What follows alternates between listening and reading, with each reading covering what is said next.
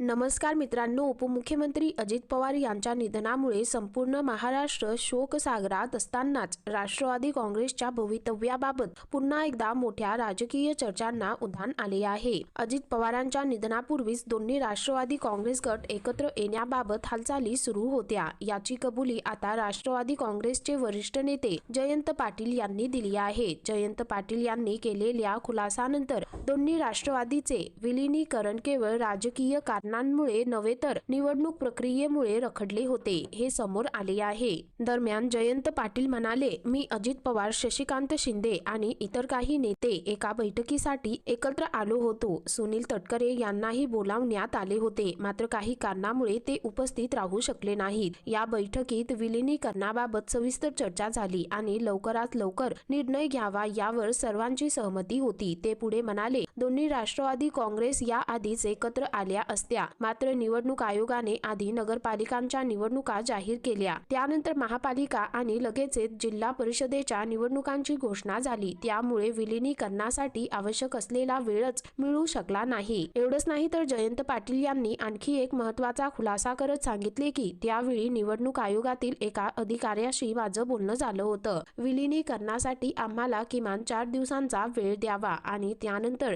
जिल्हा परिषद निवडणूक जाहीर करावी अशी विनंती आम्ही केली होती, मात्र ते शक्य झालं नाही। का झालं नाही यावर बोलणं सध्या योग्य ठरणार नाही, असं देखील जयंत पाटील म्हणाले। दरम्यान अजित पवार यांच्या निधनानंतर पुन्हा एकदा दोन्ही राष्ट्रवादी काँग्रेस गट एकत्र येणार का यावर जोरदार चर्चा सुरू झाली आहे। जयंत पाटील यांच्या या खुलासामुळे विलीनीकरणाबाबतचे पडद्यामागचे प्रयत्न पहिल्यांदाच उघडकीस आले असून राज्याच्या राजकारणात मोठी खळबळ उडाली आहे। तर मित्रांनो, या संदर्भामध्ये तुमची काय प्रतिक्रिया आहे खाली कमेंट करून नक्की कळवा।